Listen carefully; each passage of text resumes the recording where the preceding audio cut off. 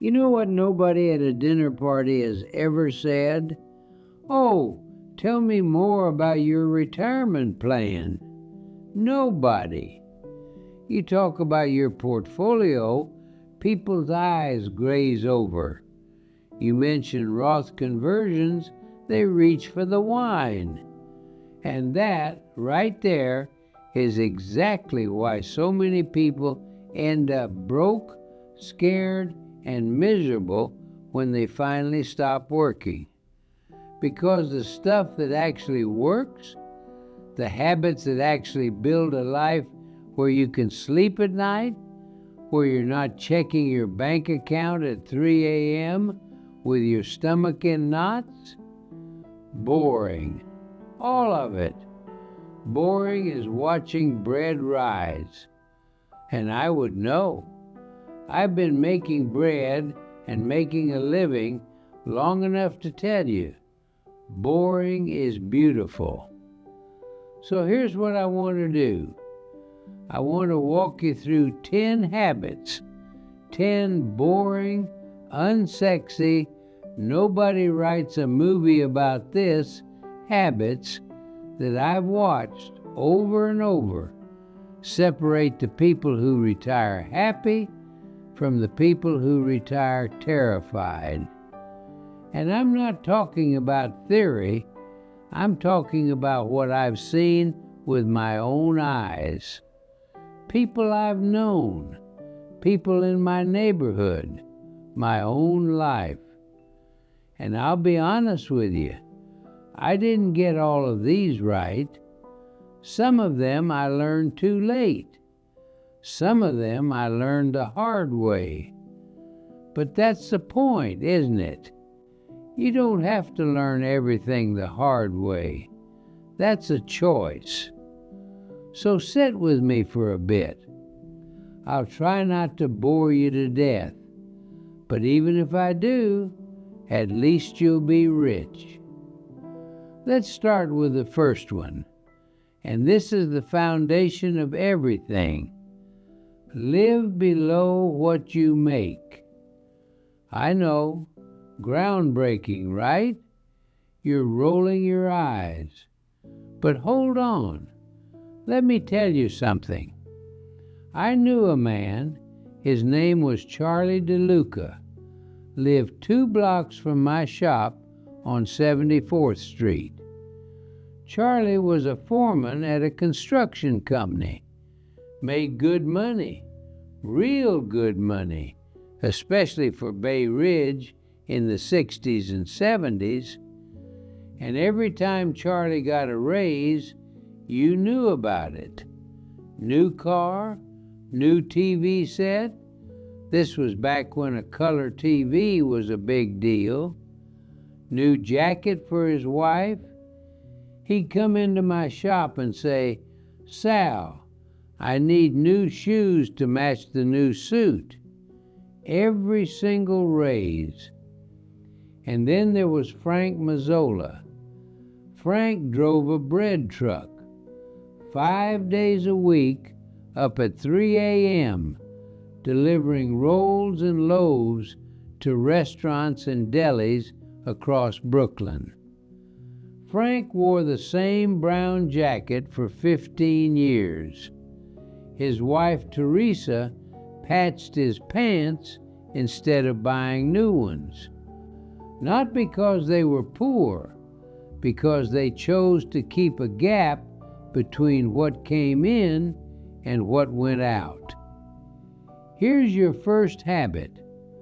Protect that gap like it's sacred. The space between what you earn and what you spend, that's not leftover money. That's your future. That's your freedom.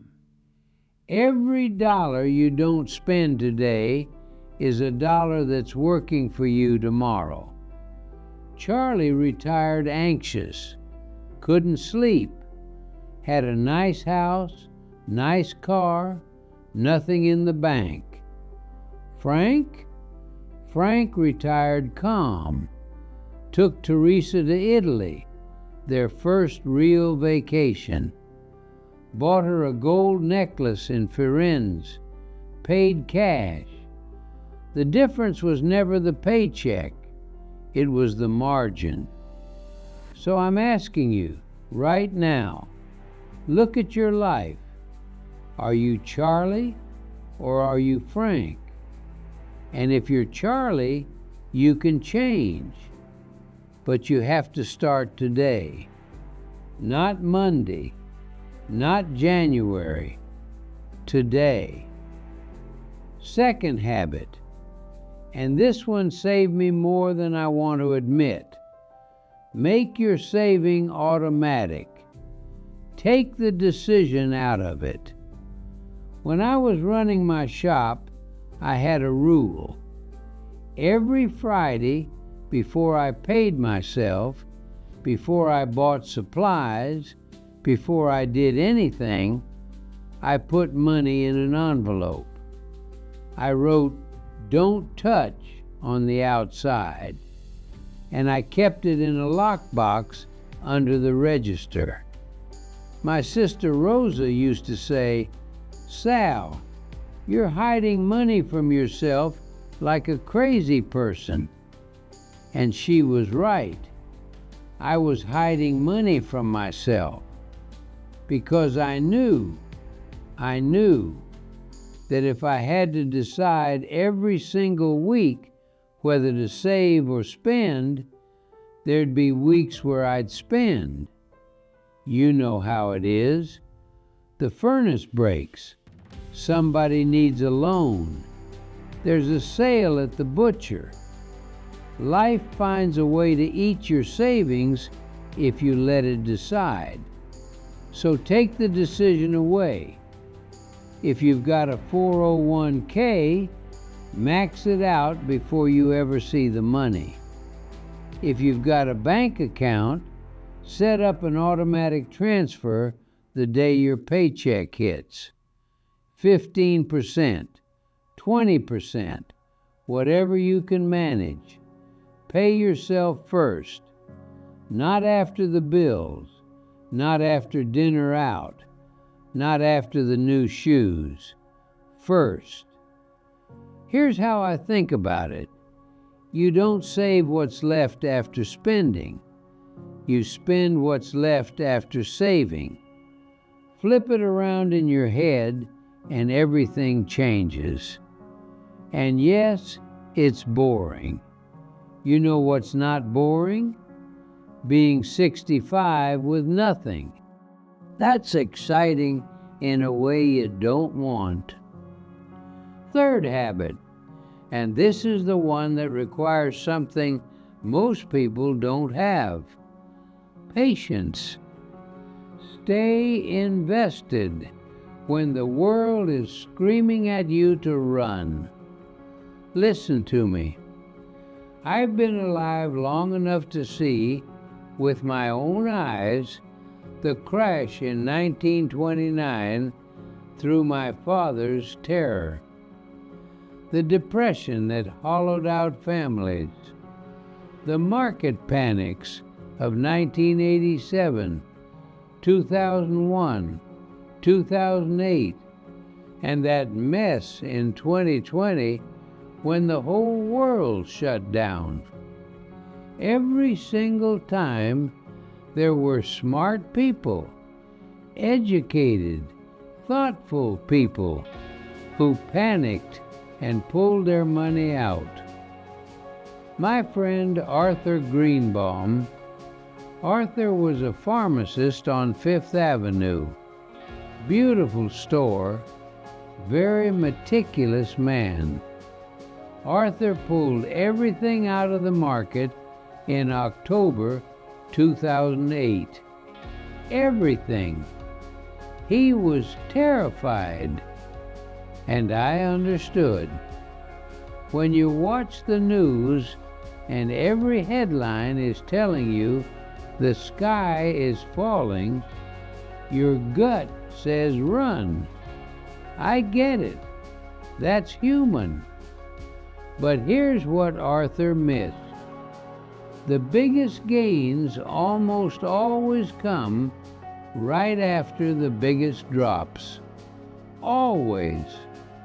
But you only get those gains if you're still there when the recovery happens. Arthur sold low. Then he waited. Then he bought back in after the market had already recovered. He lost years of growth because his fear made the decision for him. So here's what I want you to do. And I know this is hard. When the market drops and your stomach drops with it, do nothing. I mean it. Sit on your hands. Go for a walk. Make a sandwich. Call your mother. Do anything except sell. The people who built real wealth, the ones I've watched over decades, they didn't have some secret investment. They just didn't quit. They stayed in the chair. Doing nothing is one of the hardest things you'll ever do, but it's also one of the most valuable. Now, those first 3 habits, that's how you build it. Live below your means. Automate the saving. Don't panic when the market throws a tantrum. Nothing flashy, nothing clever. Just discipline, over and over, year after year. But here's where people make a mistake. They think once they've saved the money, the hard part's over. I built my nest egg, I can coast now. No, no, no, no. Building the pile is only half the game. The second half, protecting it, using it, actually enjoying it without losing your mind. That's where most people fall apart. So let me give you the next 7, and pay attention because these are the ones that separate the retirees who sleep well from the ones who stare at the ceiling at 2 a.m. 4th habit, actually know what you spend. Not, I think we spend about $5,000 a month. Not, we're pretty careful. I mean, sit down with a pencil and a piece of paper and know the number. What are your fixed costs? The rent, the insurance, the things you can't negotiate. And what are your flexible costs? The dinners, the trips, the gifts. I'll tell you why this matters. A woman I knew, Dolores Palmieri, taught 3rd grade for 31 years. Dolores retired in 2003. She had a pension, she had Social Security, she had some savings. She thought she was fine, but she'd never actually added up what she spent. She was spending about $800 a month more than she realized, mostly on little things, gifts for the grandchildren, a subscription here, a delivery there, little leaks in the boat, and little leaks sink ships. Within 4 years, Dolores was anxious every time she opened a bill. Not because she was poor, because she didn't have clarity. She didn't know her number. So here's what I want you to do this week. Not this month, this week. Pull up your bank statements from the last 3 months. Add up everything. Separate the essentials from the extras. Know your number, because everything else in your plan, your taxes, your income strategy, how much risk you can take, all of it flows from that one number. You get that wrong, everything downstream gets crooked. Confidence in retirement doesn't come from hoping it'll work out. It comes from knowing. Sit down. Do the math. It takes an afternoon, and that afternoon can save you years of worry. Fifth habit, and this one's going to make some people argue with me. Keep cash on hand, on purpose. People hear cash and they think lazy. Why would I let money sit there earning nothing when it could be invested? And I understand the logic. But here's what cash really is. It's a shock absorber. My shop burned down in 1978. Electrical fire. I stood there in the ashes of almost 30 years of work, and I thought, this is it. Everything I built, gone. But you know what saved me? I had money set aside. Not a fortune, but enough. Enough that I didn't have to sell everything I owned at the worst possible moment just to survive. Enough that I could breathe. Enough that I could think clearly while the rubble was still smoking. That's what cash does. It buys you time. It buys you options. It buys you the ability to not make terrible decisions when life punches you in the mouth. And life will punch you in the mouth. Now, I'm not telling you to stuff everything under a mattress. That's foolish. But 1 to 2 years of your living expenses should be somewhere safe. Somewhere you can get to it without selling stocks in a down market. Because when the market drops 25% and you need to pay the electric bill, you don't want to be forced to sell at the worst possible time. Cash isn't lazy. Cash is insurance. And insurance only feels like a waste until you need it. I needed it. I'm grateful every single day that I had it.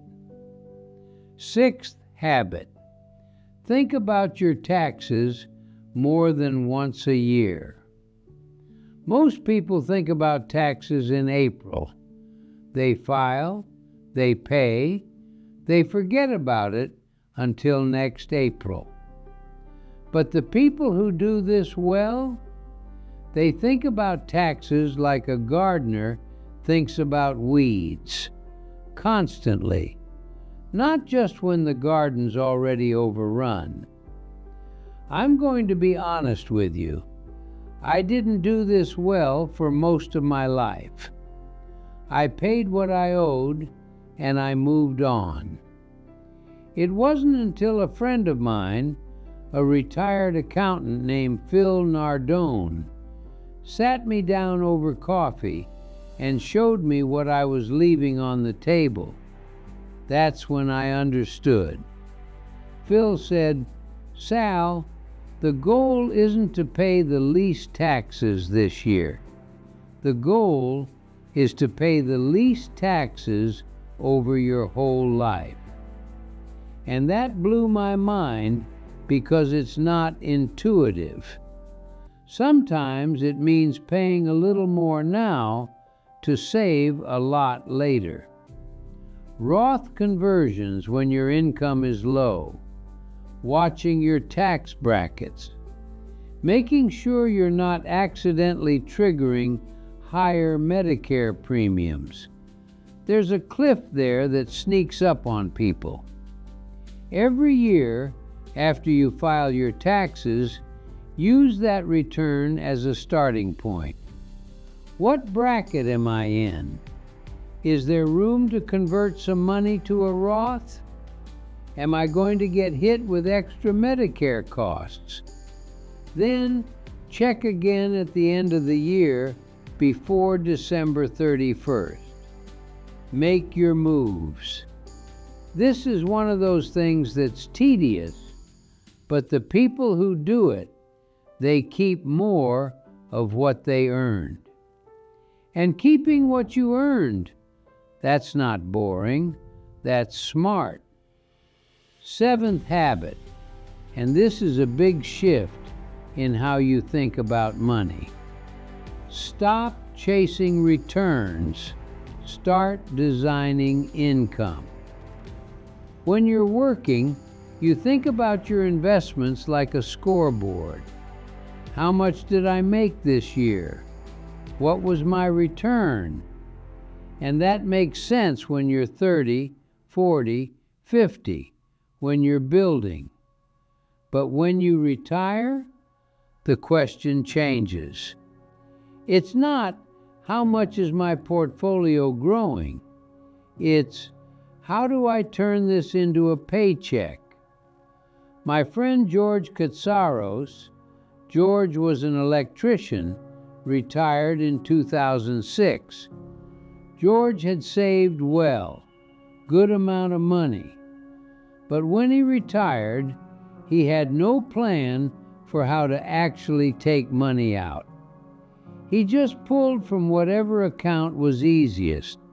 No strategy, no order, no thought about which accounts to draw from first, when to start Social Security, how to space it out. Within 3 years, George was paying more in taxes than he needed to, and he'd spent down his most accessible accounts first, leaving himself stuck. Here's what the smart retirees do. They design a paycheck. They figure out what's coming from Social Security, what's coming from the portfolio. Which accounts do I pull from first? How much can I safely take each year without running out? They treat it like an income plan, not a guessing game. And one of the hardest things about retirement? Spending money from your portfolio. I know that sounds crazy, but it's true. When you've spent your whole life watching that number go up, it feels wrong to watch it go down, even when that's exactly what the money is for. Having a structured income plan, a retirement paycheck if you want to call it that, takes the emotion out of it. You know the money's coming. You know it's planned. You can spend it without guilt. Eighth habit, your plan is alive. Treat it that way. I can't tell you how many people I've known who built a retirement plan once, said we're good, and never looked at it again. That's like getting your shoes repaired once and expecting them to last forever. Doesn't work that way. Shoes wear out. Plans wear out. Life happens. Your retirement date changes. Your health changes. Your kids need help with a down payment. You decide to move. Your spouse has a diagnosis you didn't see coming. Any of those things, even small ones, can shift the math. And if you don't revisit the plan, you're flying blind. Good planning is not something you do once. It's something you do constantly. It's a living thing. You check in. You adjust. You make sure the stitching still holds. I think about my own life. How many times things shifted that I didn't expect. Every time I had to adjust. Not panic, not throw everything out, just adjust. A good plan bends. A rigid plan breaks. So, if something changes in your life, anything, even something small, sit down and ask, does my plan still work? And if it doesn't, fix it. Don't wait until it's an emergency. 9th habit, and this is the one nobody wants to talk about. Make the boring decisions about risk early. I'm talking about insurance, estate planning, long-term care, health care coverage, all the stuff that makes your eyes cross when someone brings it up at dinner.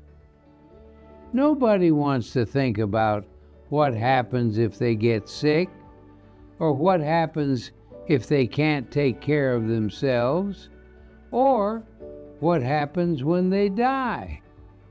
But the retirees who feel the most secure, they dealt with this stuff early. They asked the hard questions. Do I need long-term care insurance, or can I pay for it myself? Is my health coverage solid, especially before Medicare kicks in? Do I have an umbrella policy? Are my estate documents in order? The will, the power of attorney, the health care directive. And here's the thing I wish more people understood. Once you make these decisions, they remove uncertainty.